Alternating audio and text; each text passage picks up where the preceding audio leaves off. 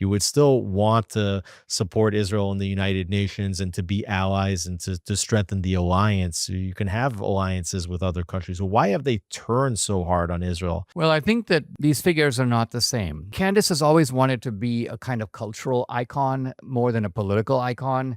And she sort of got drawn into that orbit. And initially, I thought there's no way she's going to go there, but she did go there. And I think some of these people, as they have gone there, have found peculiar currents of support. Tucker, I think, fancies himself as the great iconoclast, the great asker of questions, as he puts it. So the CEO of JNS, Alex Trayman, sits down and talks about why exactly do we have people like Tucker Carlson and Nick Fuentes and the Candace Owens? Why are they choosing to do what they do?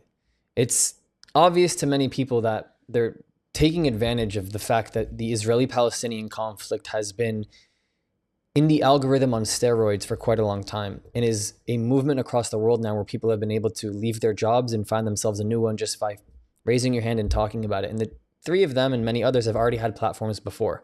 But now their platforms are on fire.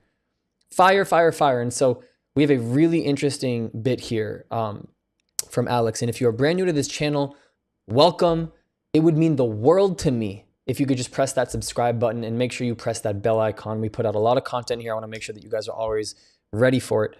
Let's get into down a little bit on the why. Why Tucker? Why Nick Fuentes, why some members of this MAGA really have turned on Israel. I mean, even if you're an isolationist, right? And I can definitely understand that, look, we've gotten involved in Iraq and Afghanistan, and we've spent trillions of dollars. It didn't really go well. Let's leave Israel in the Middle East alone. Israel can fight its own battles. I understand that idea. I can appreciate that as an Israeli, also as someone born in America, but you would still want Israel to win the war. You would still want to support Israel in the United Nations and to be allies and to strengthen the alliance. So you can have alliances with other countries. So why have they turned so hard on Israel? What do you think is really behind that? Well, I think that these figures are not the same. Fuentes, Candace, and Tucker. I think that in the case of Fuentes, this guy is he does not like Israel. He doesn't like Jews. He is somebody who will take the opposite side because the Jews are on this side. I think that's fair to say with Nick. With Candace, I'm not quite sure. It looks to me like her pivot, kind of came when she started her association with who's the black rapper? Ye, this Kanye West. Kanye West. Because she was, where we remember, she was working very closely with Dennis Prager. She was working very closely with Ben Shapiro.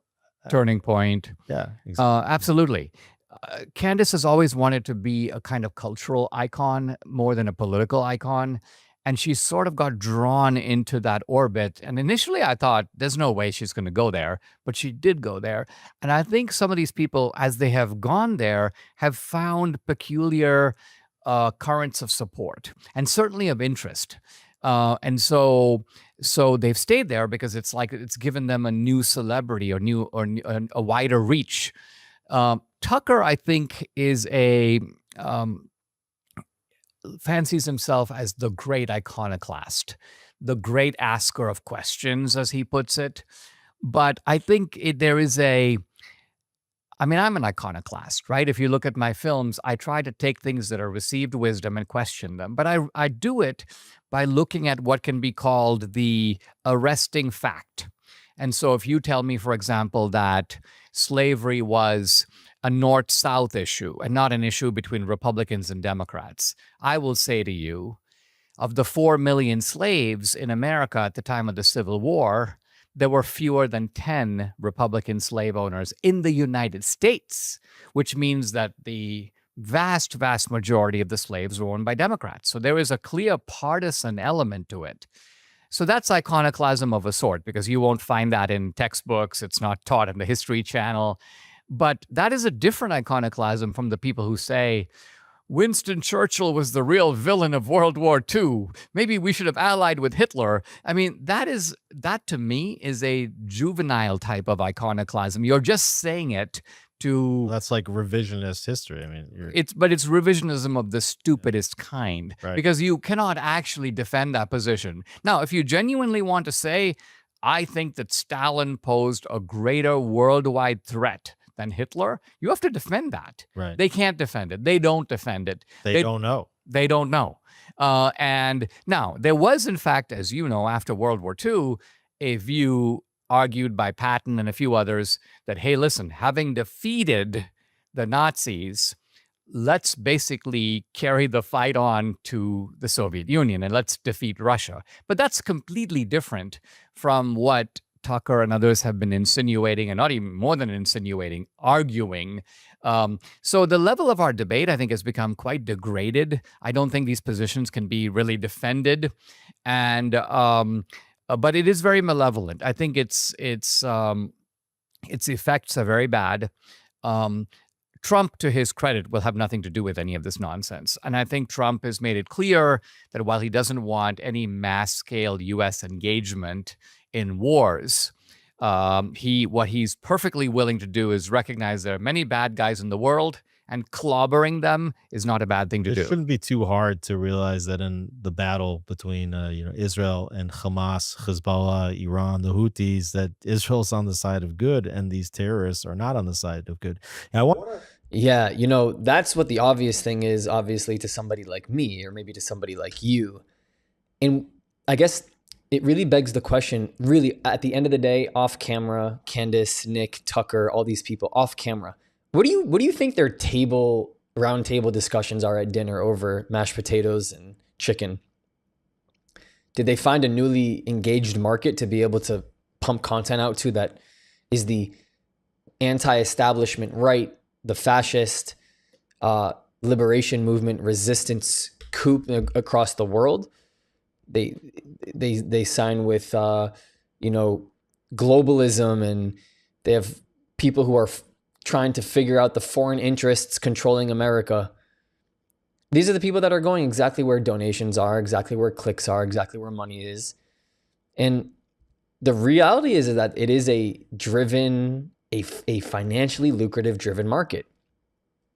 You guys think that there's like the people at this caliber aren't thinking about business first? Come on, bro.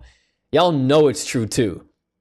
You don't have this large of a platform without thinking about all the hands that you have to feed, all of the people at the dinner table. That's husband, wifey, boy, girl, mom, dad, grandma, grandpa, the whole neighborhood at this point.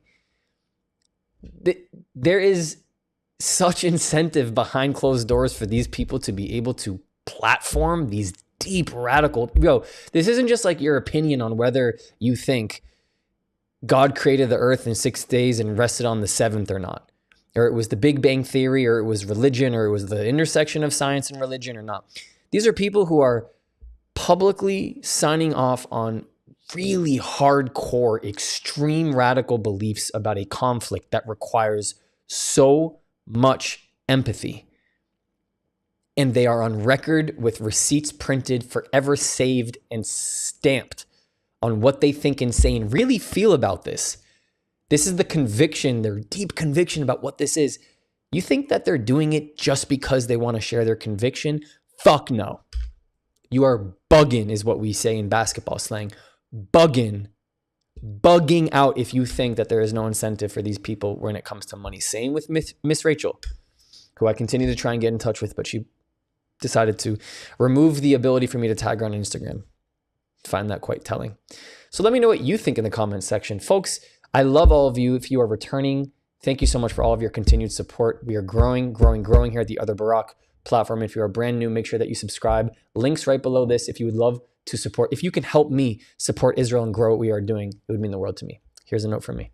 Here are 4 ways you can help us grow if you believe in our mission. On Buy Me a Coffee and PayPal, you can directly contribute to helping this message grow and reach more people across the world. If you want to join the inner circle, join our Patreon with different tiers, and of course, our Discord community, which is free with people from all across the world. The links to every single one are in the description. And last but not least, to the other Barack community, I love you. Ani ohev otchem. I'll see you guys next time.